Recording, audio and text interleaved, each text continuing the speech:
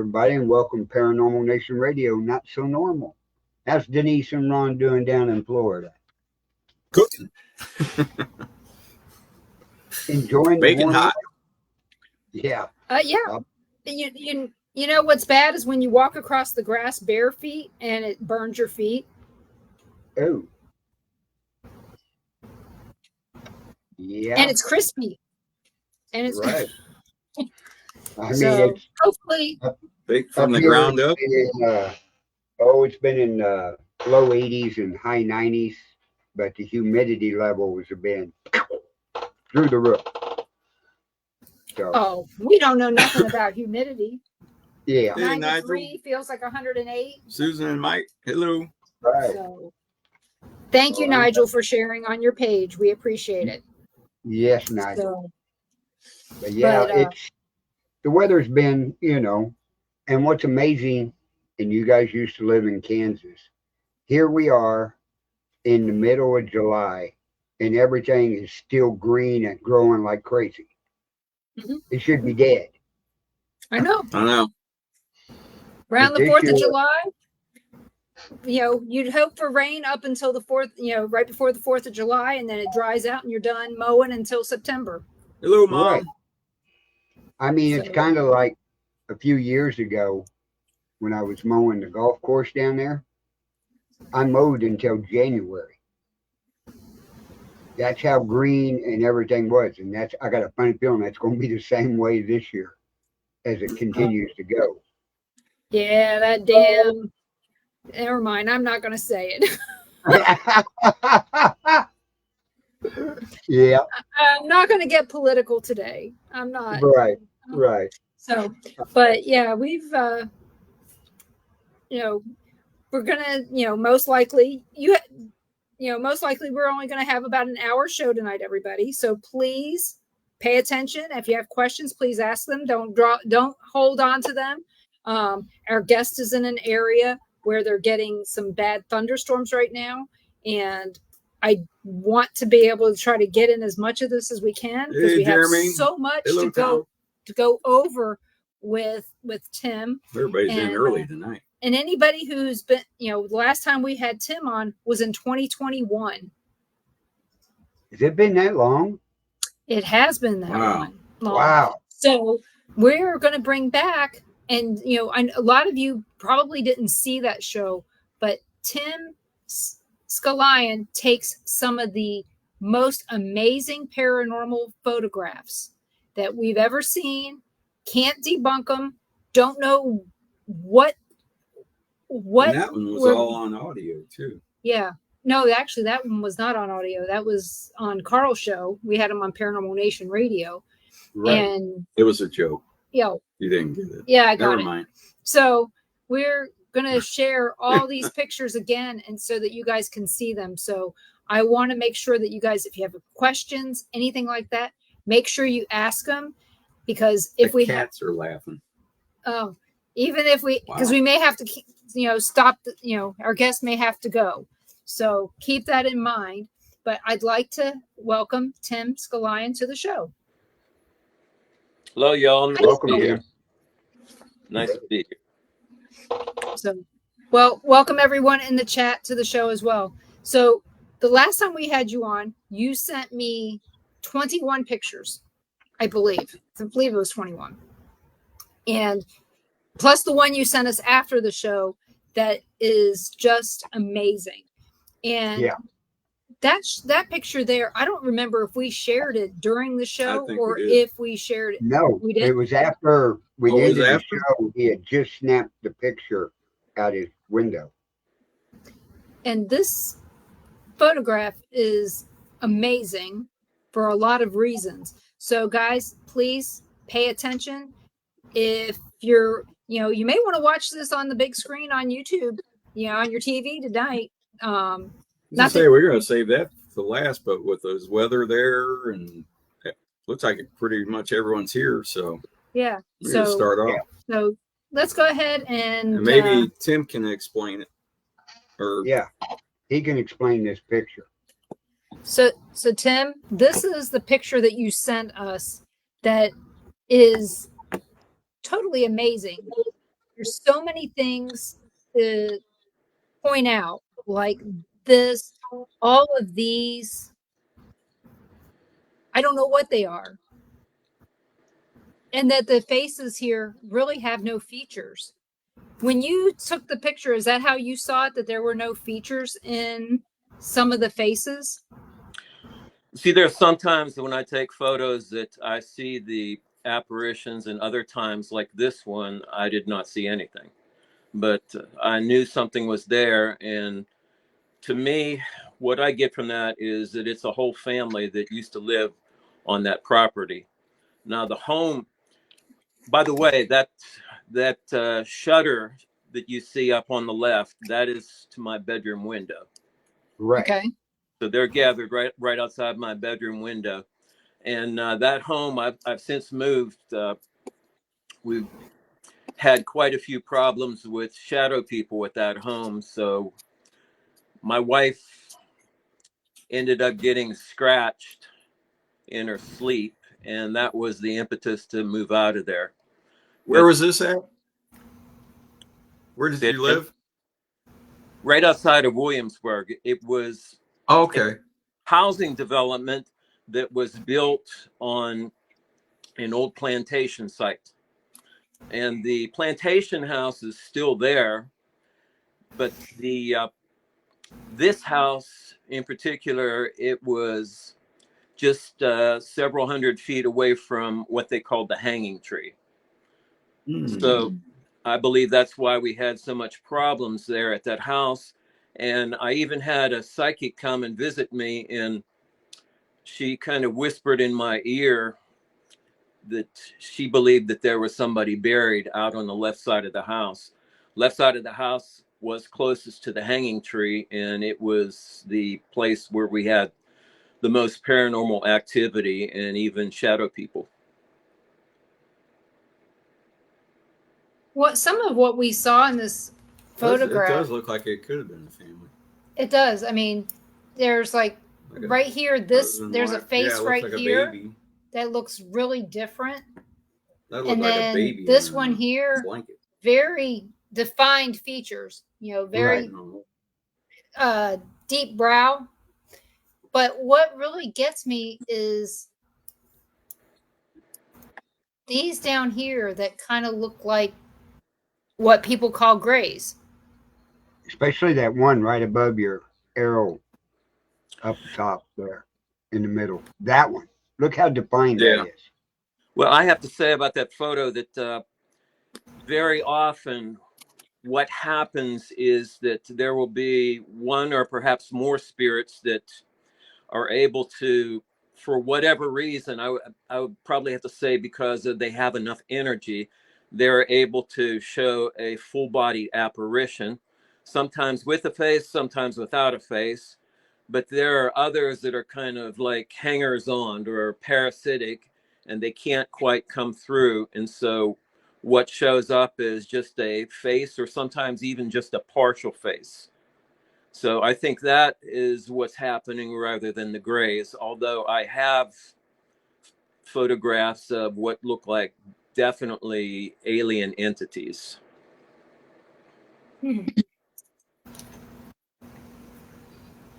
Feeling pretty good, Julie. Hey, Julie. I hope everything's good out there near Wichita, Julie. Let's see here if I can get. So here's another picture that you had shared with us. That's got a really interesting story too.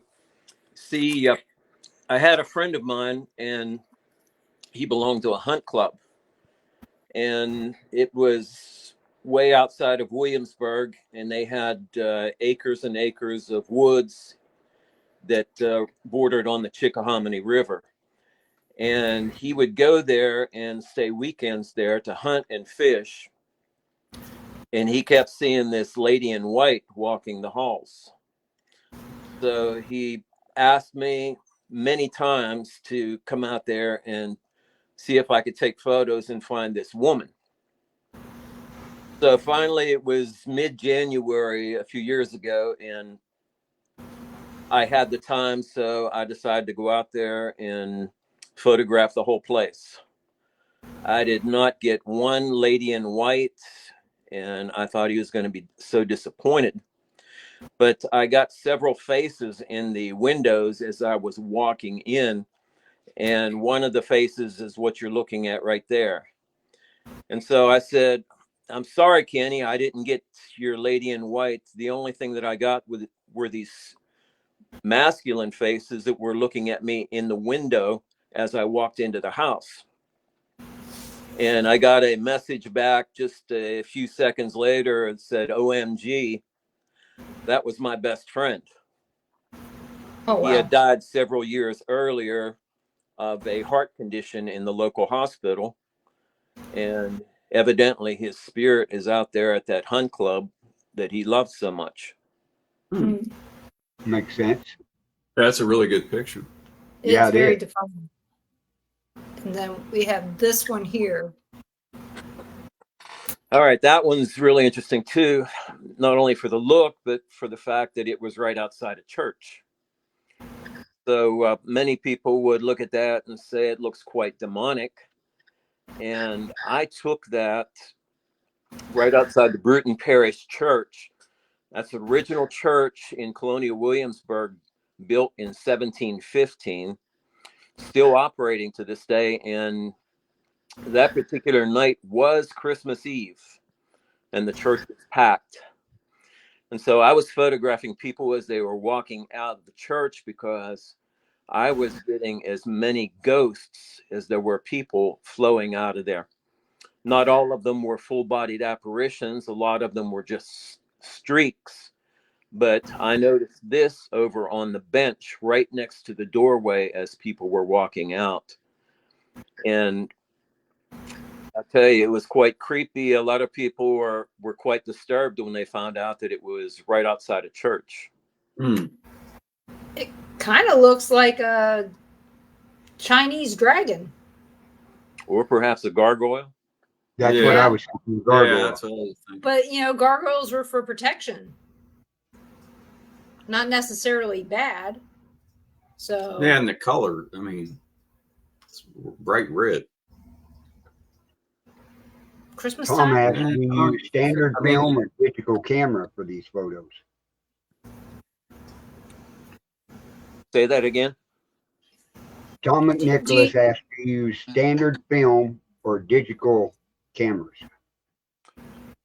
I only use digital, and I take hundreds of pictures whenever I go out because I don't expect things to just show up for every picture. Right. In fact, every time I aim at a certain place, I usually take at least 3 photos because a lot of times the apparitions can appear just for a split second and then they're gone. So film would be quite expensive for me if I added up all these hundreds of photos. Oh, right. Thank God it's not Polaroid. Yeah. You'd be poorer than hell. So Susan asks, what settings do you use on your camera? Well, first off, let me say that I have a custom modified camera. It's quite expensive, but I don't use flash, and I'll use a long exposure, but no longer than 3 seconds. Okay. I use the ISO. It's usually depends on how much light is available. Okay. Okay. I hope that helps, Susan. And then we have this next picture. Okay, what's interesting about that is that it was, as you can see, in a large crowd of people. Yeah. That was what's called Colonial Williamsburg's Grand Illumination. And they sort of have a 4th of July like fireworks for their Grand Illumination, which is usually the first Sunday in December. And it kicks off the Christmas season. And so they have all kinds of people there to see not only the fireworks, but they have choirs out that are singing Christmas songs that were popular during the 18th century, as well as the fife and drum. And as you can see, not only does it attract tourists, but it attracts ghosts. Yep. Definitely. Let's go to this next one. Yeah, the clothes are different. Here's another one. Yeah. All right, that one's one that creeps people out a lot, I particularly. can see why. That is at the Bryan House in Colonial Williamsburg. And what's interesting is that there are no ghost stories that go with that house. Out of all the ghost stories that have come out of Colonial Williamsburg. And so I was never really taking photos of that place, but I was taking photos of the house next door. I was using a wide angle lens, so I just caught the corner of the house next door. And what that happened to be there was those two apparitions. And what's interesting is that they are both floating about 3 feet above the ground, but it looks like they're on a fence. And a little bit later on, I had a friend of mine that went there for EVPs, and he was asking questions about those two right there. And they said that the man that was behind the woman, now I don't know if you could tell or not, but he has a hand over her face. Yeah. Mm-hmm. Like a point, but yeah, right in this area. Yeah. Yeah. Oh, over a mouth. And then this one Over here her over her mouth. mouth. Yep. Like I said, I've seen Yeah, two. when that picture first popped up, I thought that was like a beard, but it's not. It's a hand. Yeah. Mm-hmm. Yep. Well, they indicated that the man behind the woman Yeah, I see the finger. was a cousin. And what came up next on the EVP was bad man. And drug off. And I think they used the word strangled. So evidently that woman is reliving a moment in her life right before she died. The red eyes is what probably creeps the most people out, and her bright white eyes. Right. So I'm gonna go to this next one. This is the one at the Chowing's Tavern. Correct. It looks like Chownings, but I've been corrected by Colonial Williamsburg. They pronounce it Tunings. Tunings? Okay. Yeah. But that was the People's Tavern in Colonial Williamsburg. Now, it's not original building, but surprisingly, what I found out is that it does not have to be an original building for ghosts to return to the area. So I guess the property is what holds the ghost in that area. But although this guy looks like a modern biker, I would venture to say that he was from the 1862 Battle of Williamsburg from the looks of the hair and the beard. Now, there were a lot of casualties here in Colonial Williamsburg from that battle. It was 3,843 casualties from that battle. And yes, I know that doesn't compare to a place like Gettysburg, but at a time like for a small rural farming community with a small college at the time, this was very traumatic. And that's where I believe a lot of the paranormal problems came from. And I would venture to say that's a Confederate soldier that was killed in action. Yeah, he looks like his mouth is open. Mm-hmm. And he's either saying something or screaming. Mm-hmm. So, you know what? I was telling my people that were on my ghost tour about mouths being open, and that happens quite frequently in one day I had a nurse on my tour, and what she said surprised me and maybe is a possible explanation for why a lot of my photos have ghosts with their mouths open. And that is that when a person dies, usually their mouth opens up. Some say to let their spirit out. Wouldn't surprise me. Oh, wait a minute. I went too fast. Yeah, go back. Keeping it on my leg to make it easier to, so I'm not reaching across. Okay, so we got this one here. Crawford Road Ghost. Yes, that was a fellow that appeared behind our car when we were at Crawford Road. Now, Crawford Road is a road that is right near Yorktown, Virginia. Yorktown is where the last battle of the Revolutionary War took place in 1781. And so it had not only a Revolutionary War battle in that area with French troops at that time that were also working with American Continental troops to fight against the British. But a few years later, in 1862, there was a battle there between the Confederates and the Union Army in that very same area. And a little bit later on, there were supposed lynchings that took place after the Civil War. And now, as recently as from 1990 to about present, there have been 4 to 5 people that have been murdered on that road because there have been drug deals in those woods area. And so that place is quite haunted. I would say it's one of the most haunted roads in the United States. And I've had quite a few paranormal experiences and quite a few more photos that have come from that area since then. Susan asks, do you usually sense someone when you take photos, or do you just shoot randomly? Sometimes random and sometimes I sense it. Okay. Is it more often than not that you sense them?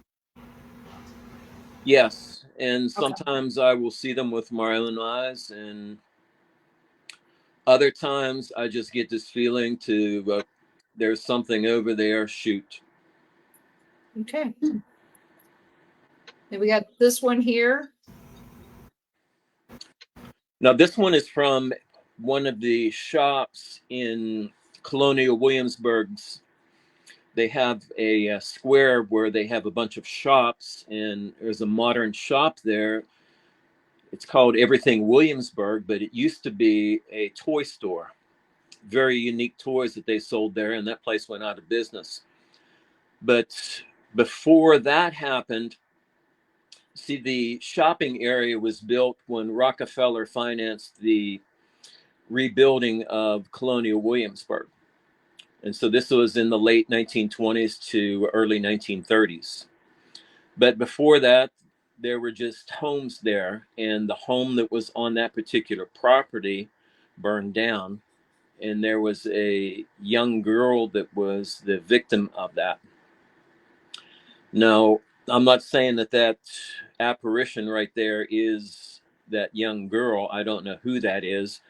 But what's interesting is that this young girl goes through this store and she rearranges and redecorates things at night when everybody is absent, and when they come back in the next day, they have to put the stuff back to where it originally was because it's not working for them. Mm-hmm. Do you know if that's still happening? Yes.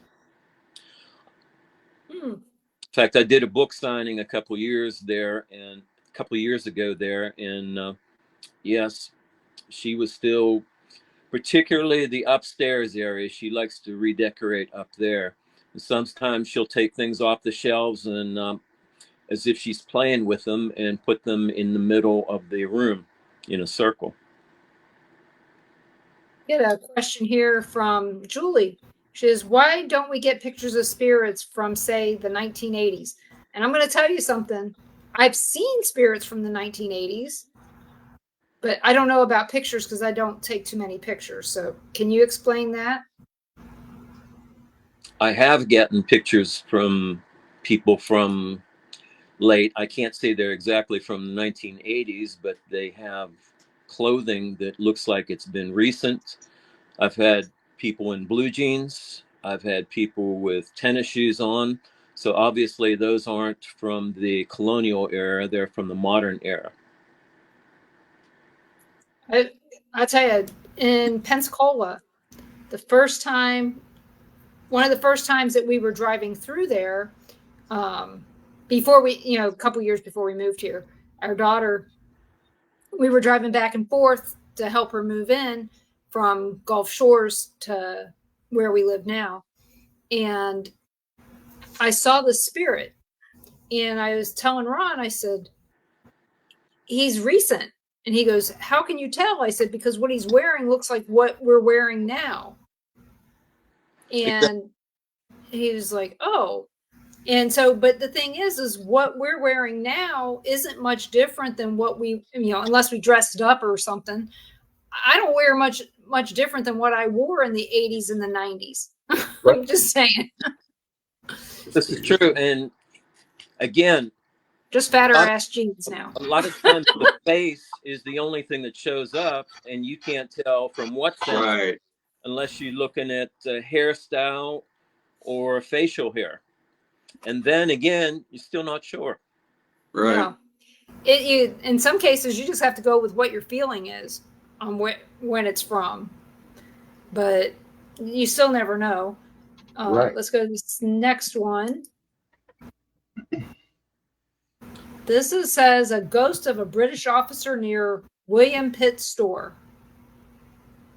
Yes, and after many years in Colonial Williamsburg, I had always wanted to get a photo of a redcoat.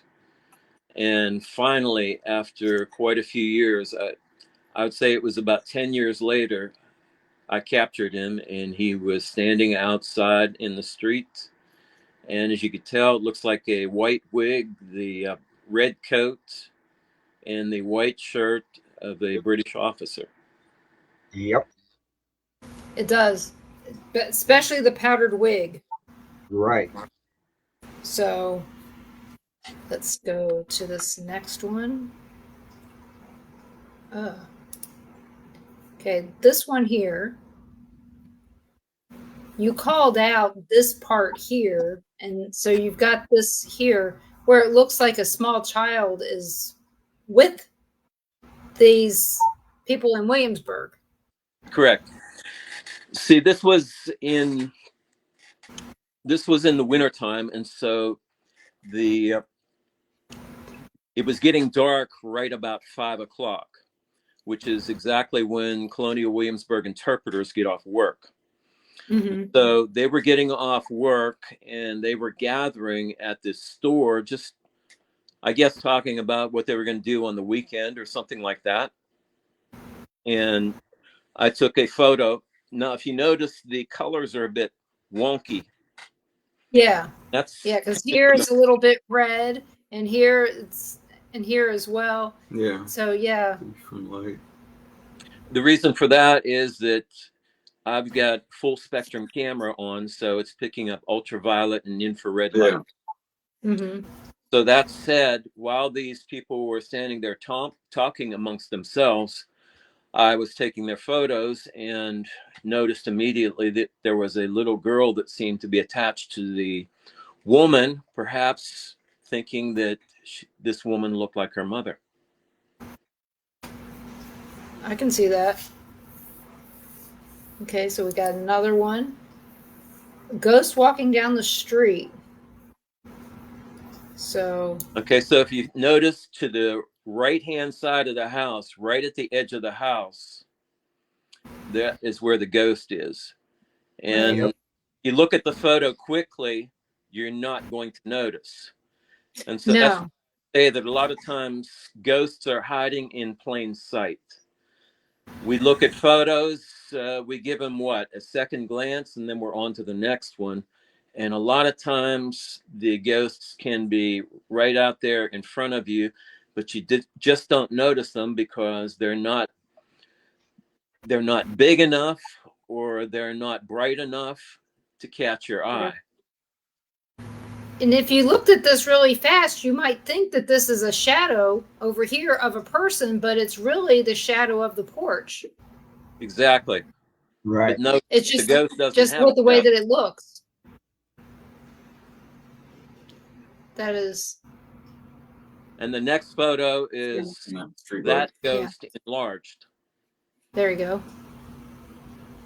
So obviously that's a ghost from the 18th century because of the puffy white shirt, and you could see the knickers, the pants that go to the knees, And the shoes that are. Yep. And the shoes that look like they got buckles. Right. Yep. Laces And what's are buff. interesting to me is there is more detail in the shoes than there is in the man's face. You know, and that's kind of strange because for me, when I see spirits, I don't see feet usually. You know, if I'm seeing it live and in person and I see a spirit, the first thing I do is, if I meet something, the first thing I do is look down at their feet. If they don't have feet, then I already know that they're a spirit. Let's see, in my photographs, I have captured photos of just feet walking. Mm-hmm. Other times I've captured photos that are full body apparition, but there's something missing, like a hand or an arm, or maybe one foot or the other, or both. So everything's different as far as what I see. Right. Well, like I said, when I see him, I mean, it's, you know, live, not Memorex. And maybe if I took a picture, maybe I would see feet at that point. Good. You know, I don't know. Yeah, that's what you got to start doing. We'll try. Yeah. And then here's a post office picture. What are we looking at here? Because I don't see anything that jumps out at me. And that's exactly the point of that picture. Nothing jumps out at you unless you look at it closely. But if you hone in, you look at the bay window. Right here. Right on the corner, you're going to see an apparition, a ghost right in that window looking out at me. Is this one right here, right? I'm moving my mouse. There's a bay window. The first bay window. Okay. Because that looks. Because that kind of looks like a guy in a white shirt from the 70s, kind of. You know, I can see a little pencil pocket. You know, one of those little pocket protectors. Yeah. Well, the next photo enlarges him. Huh? The next photo enlarges him. Okay, let's go to that. There now that looks totally. Now that looks totally different. That's a woman. Yeah, that could be a woman. Kind of looks like Cloris Leachman. Yeah, it does. Sorry. But she's got one of them long white dresses that buttons up the front on. Yeah. But it appears. Yeah, and her hair is kind of standing up. Yeah. But look at that Most eye. people get creeped out by the glowing eye. Yeah. Yeah, it looks like she's looking out too. She don't probably look too said, happy. I got my eye on you. Uh-huh. She's watching Neighbors. Why not? It's always fun. Oh, wait a minute. I went crazy You went again. too fast again, Denise. That's it. Okay, there we go. Let's do this again. Let's see if I hit enter. There we go. Okay. Now, what is this? Yeah. That's in a Las Vegas casino. Because And this looks like one of the dealers. the blacked out faces are real people. Mm-hmm. and the apparition is looking down. Yeah. They're crouched over, I think, the slot machines. I'm not sure what they were crouched over, or some card game. And I just went through the casino taking photos until I got stopped by the security, and they were stopping me because, you know, I wasn't looking to help somebody cheat playing cards or whatever they were on. I was looking for ghosts because I don't know if you know this or not, but Las Vegas is the suicide capital of the United States. Yeah, our daughter lives there. Which casino was this? MGM. Oh, okay. Okay. Very haunted casino. It used the original MGM or the new one? The new one.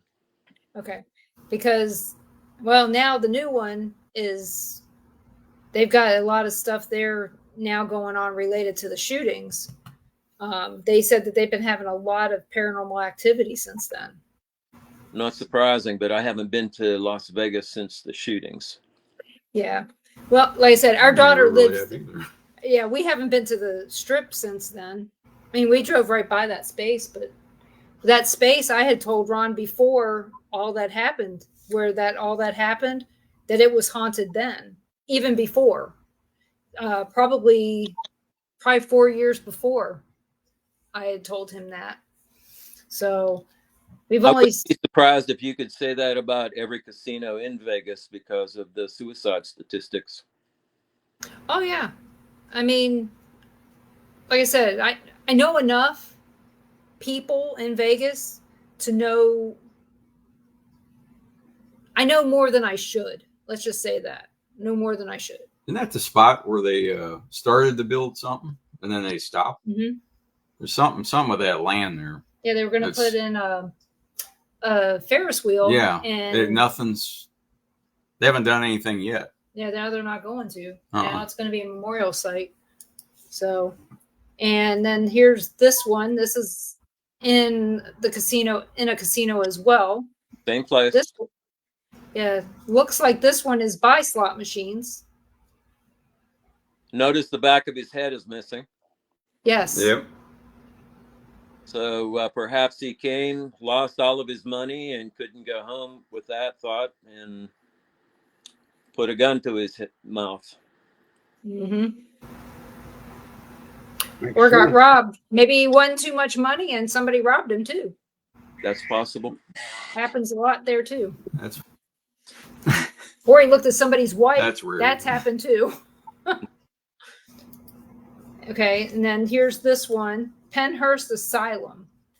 Yes. Oh, yeah, I remember this one. Yeah. That's up in Pennsylvania, and I was able to go there one afternoon. So the owner gave me about an hour and a half to go through the whole place, and it just goes to show you that ghosts are out all times of the day. You don't have to go into the dead of night to get captured. Right. And I just went around taking photos of as many buildings as I could within my allotted time, and I got at least 40 good images, a few more that I wouldn't classify as good, but that's one of the more interesting, particularly because of the face down below. Yeah, this here, whether it's a child's face or a young lady's face, is kind of what it feels like, either a child or a young lady. And then this one here, very straight.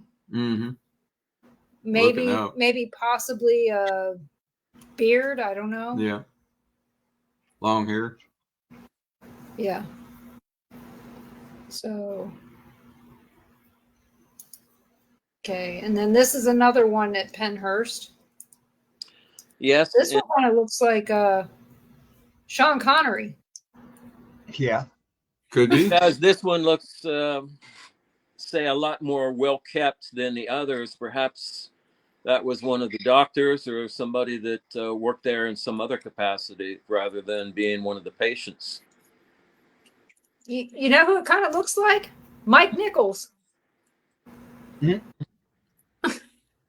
He is a parapsychologist in Kansas City, Missouri. Oh, okay. That's why you don't know who he is, but some of the listeners do, as well as us. So, and then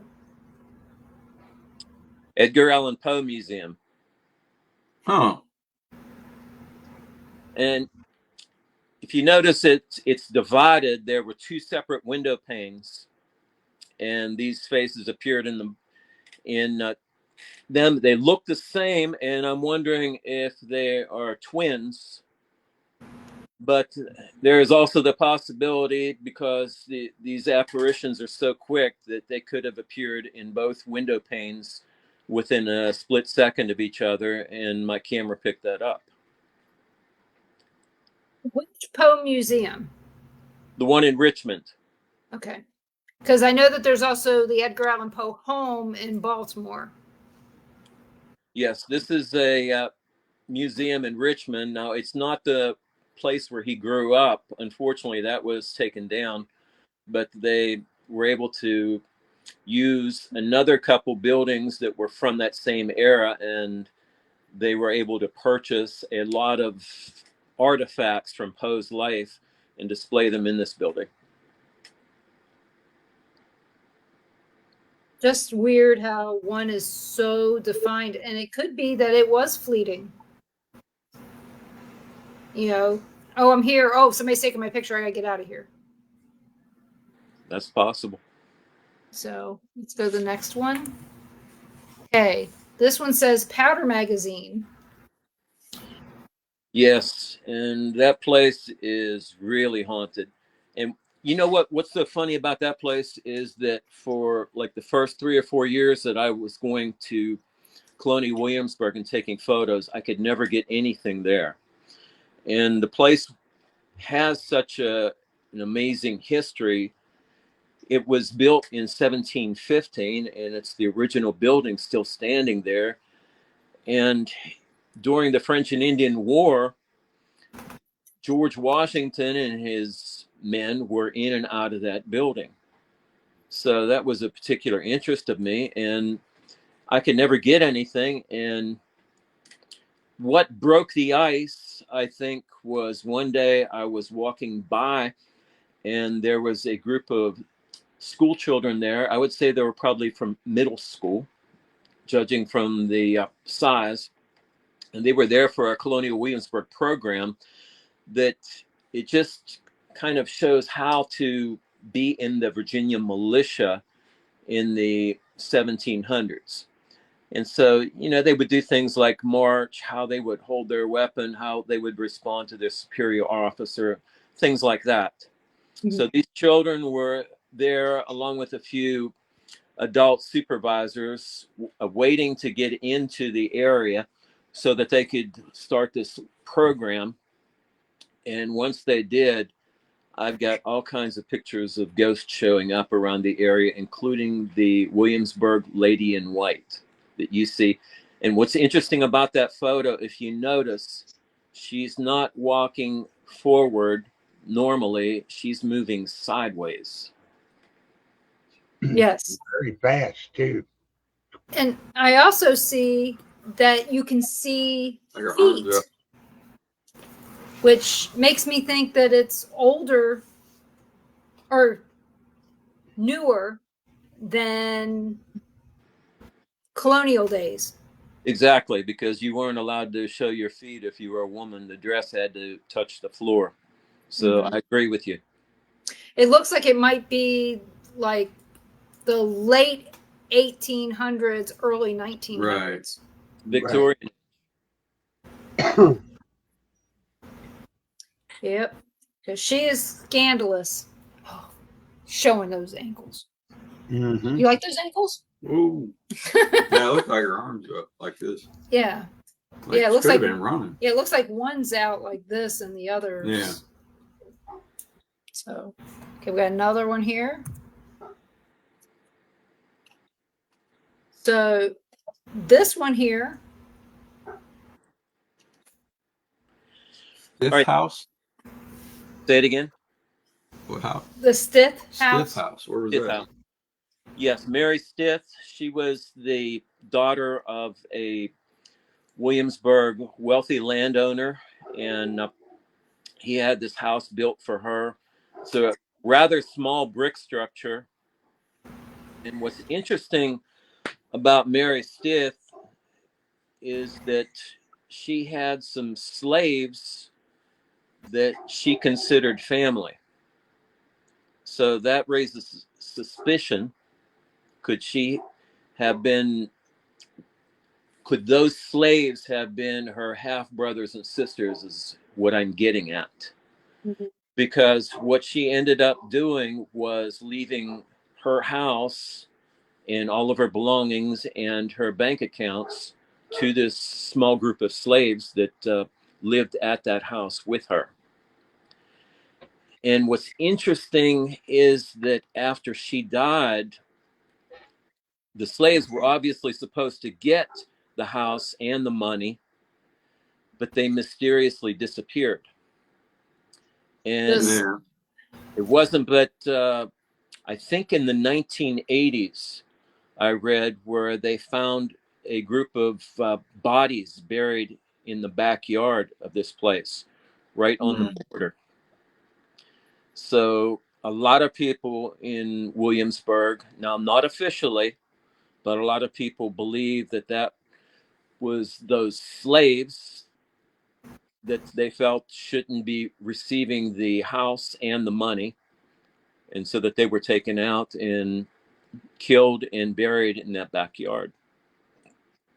Did they ever age the bones? If they did, they're not coming out and admitting anything. I mean, it's been over 100 years. You know, Yeah. I don't. I mean, more than likely, if they killed these people, there's probably no family members left Right. to contest something. Statute of limitations is over, so I don't know.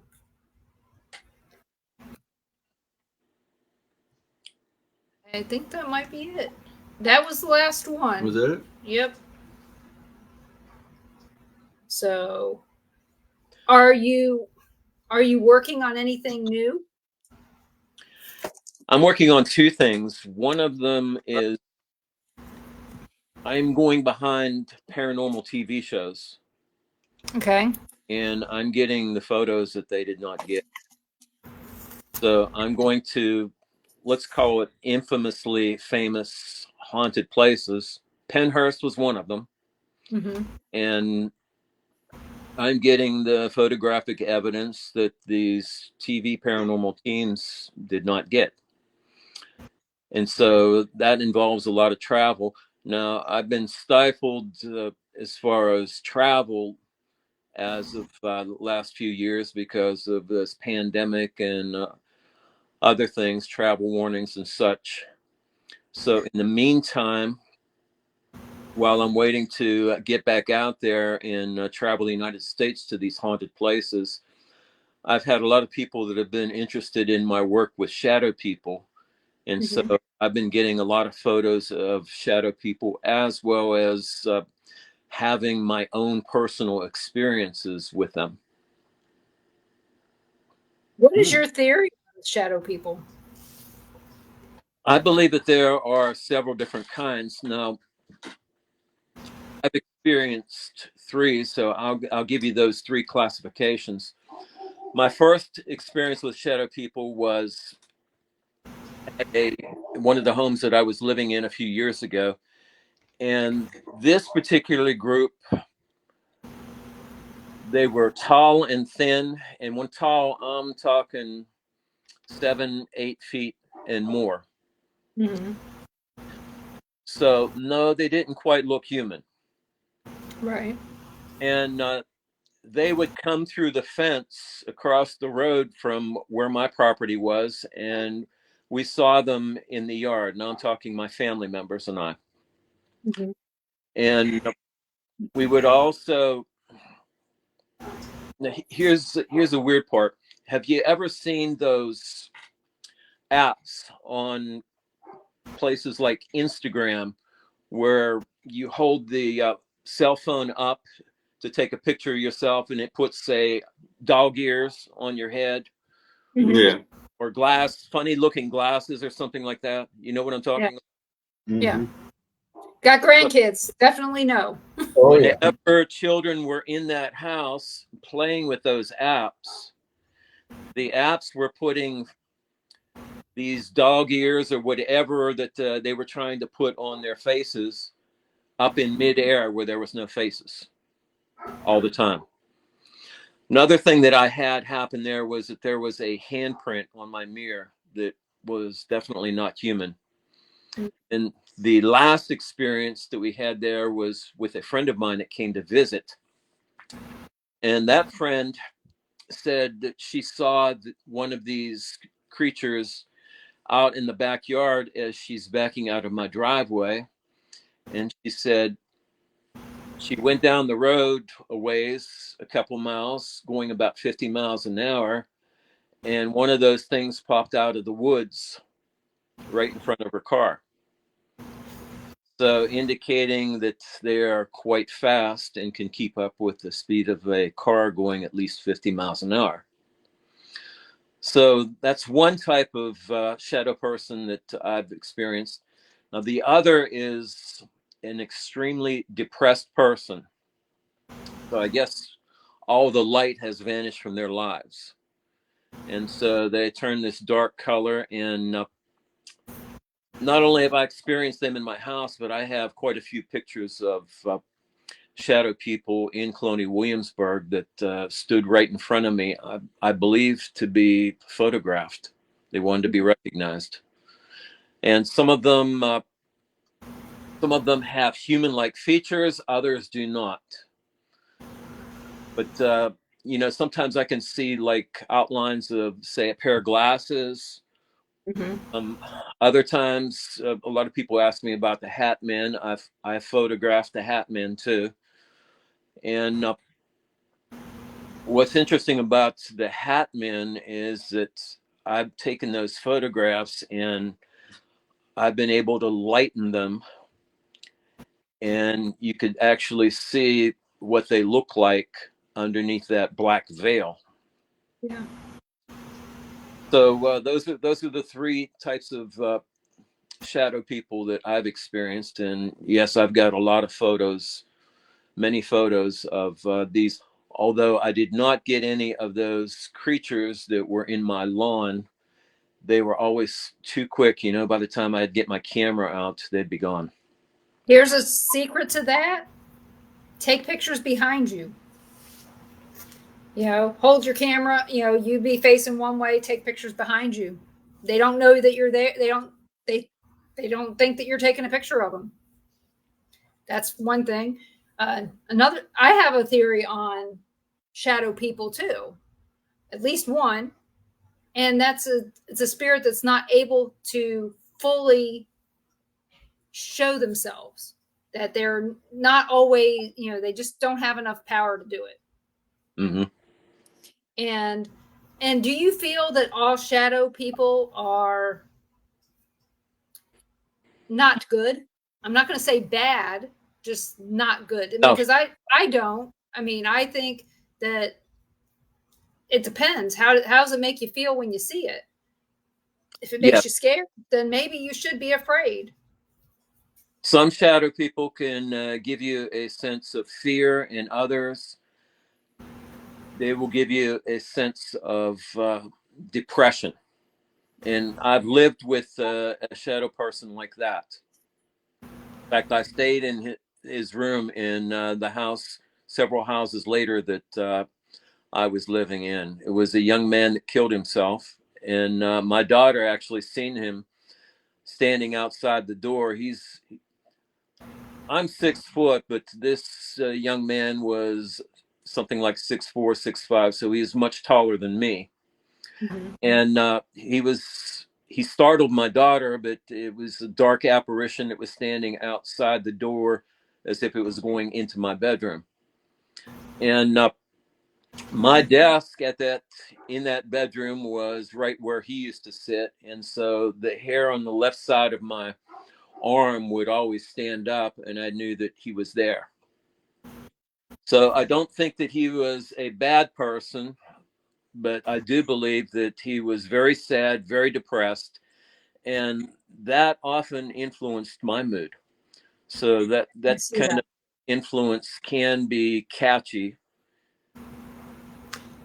Julie asks about the first shadow person that you described. She said, she goes, was the first one more cryptic?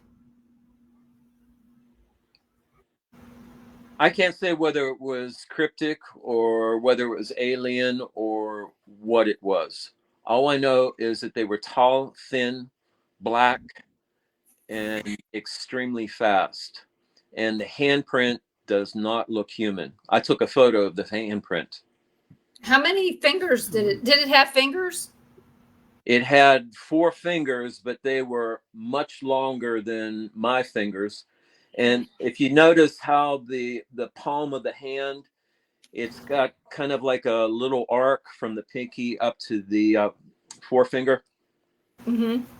On this handprint, it went straight up. So it was at like a 45-degree angle. And Okay. there was no thumb, just the 4 fingers. Well, then they would have been totally useless if we needed somebody to do something for us. Absolutely. Just saying.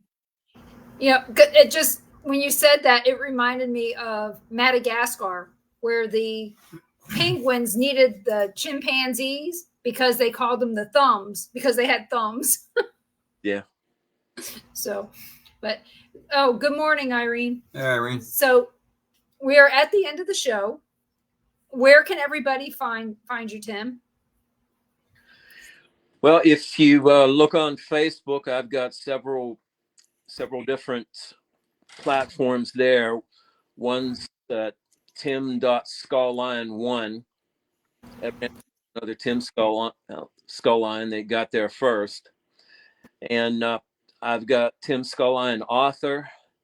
And I also have Ghostographer Tours. And your audience will find some of my photos there quite fascinating, especially my last few posts, which again have been about the shadow people. Also, my books are available. I've got 4 books on breakthrough ghost photography. They're available at Amazon. If you just do a search of my name, just remember Tim Skull with a C, Lion. Then look that up and you'll see my books there. Breakthrough ghost photography of Colonial Williamsburg and of Virginia. Do you have other books besides paranormal books? Yes, I'm a musician, and I've written a few books on how to play the guitar, 4 to be exact, and also have a novel up and a children's book.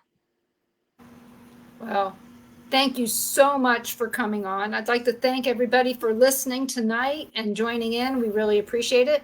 You can catch us here each and every Tuesday night at 6 p.m. Central for Paranormal Nation Radio, Not So Normal.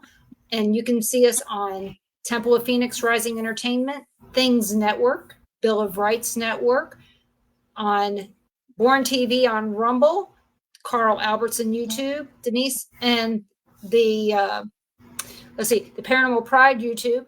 And you can catch us in replay on Dark Realm TV on Amazon and Roku. And make sure that you subscribe to that. It's pretty cheap. You'll love it. Join me every Monday night at 7 p.m. Central for the Paranormal Pride and all the places that I listed. And I guarantee you're going to find something that you love right here on the Bill of Rights Network. Join us next week for our guest. Forgot their name, but they're Texas Paranormal. So I think you guys will really enjoy that. So, and I'll let you know who my guest is on Monday, probably on Sunday. So thank you guys and have a great, hey, Carl, what do you want to say? I'm just getting us out of here. Well, you just got every place that they can find us and everything. And thank Tim for being the guest tonight and stuff. But everybody check out Dark Realm TV on the Roku and Amazon Fire TV. Like Denise said, you're going to find a lot of shows over there. A lot more than just paranormal is showing up on Dark Realm TV. You're going to be watching some of the Inhumane Wrestling over there live. So you might check them out. But we thank everybody for joining us tonight, and we'll see you next week here on Paranormal Nation Radio, Not So Normal. Have a good evening. Thank you, guys.